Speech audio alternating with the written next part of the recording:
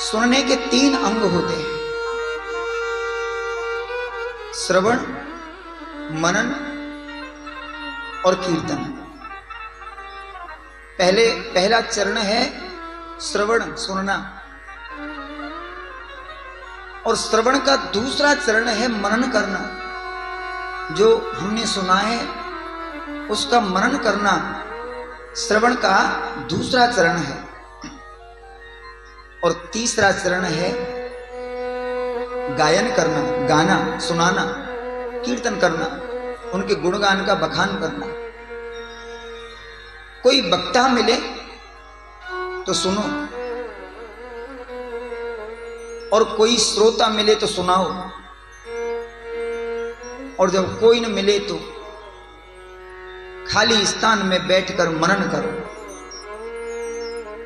ये श्रवण के 3 अंग होते हैं। रच महेश निज मानस राखा, वो कथा कहते ही नहीं, रचते हैं। और जिसको कथा की जानकारी नहीं वो रचना नहीं कर सकता।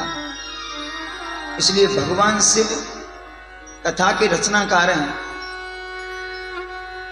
इतना बड़ा रचनाकार और इतना बड़ा वक्ता होते हुए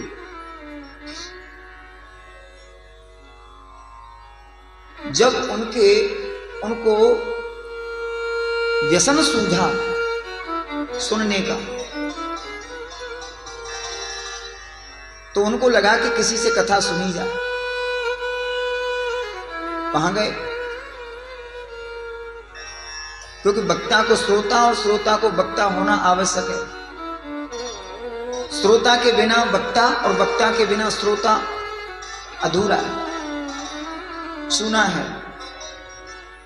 और अभी तक वक्ता तो भगवान शिव हैं, परंतु कोई श्रोता, कोई बढ़िया श्रोता इनको मिला नहीं। और ये भगवान शिव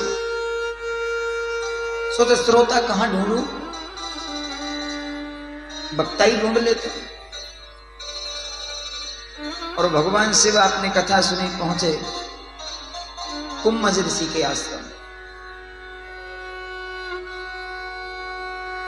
माता सती को साथ में लेके गए कुम्भज ऋषि के आश्रम। विचित्र बात यह है कि कुम्भज ऋषि ने प्रणाम किया और आसन पर बिठाया भगवान को, परंतु आसन पर बिठा के जल के लिए नहीं पूछा।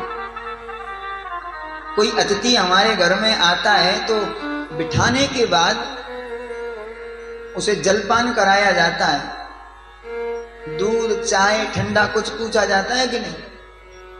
तो कुम्भज ऋषि को पूछना चाहिए था कि नहीं?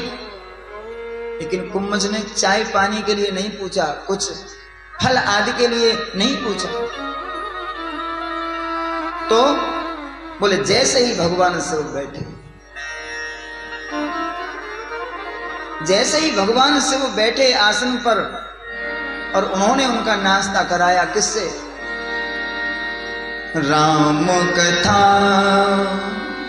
मुनि बरज बखानी, राम कथा मुनि बरज बखानी, राम कथा बरज बखानी, राम कथा मुनि बरज बखानी, राम कथा बरज बखानी, राम कथा मुनि बरज बखानी, सुनी महेश परम सुख मानी, सुनी महेश परम सुख मानी, राम कथा बरज बखानी, राम कथा मुनि बरज बखानी। न चाय की आवश्यकता है, न फल की आवश्यकता है, न दूध की आवश्यकता है, न भोजन की आवश्यकता है। कुम्भज ऋषि जानते हैं कि इनका नाश्ता, इनका भोजन सिर्फ कथा है। और उन्होंने कथा सुनाई और भगवान शिव कथा सुन के संतुष्ट हो।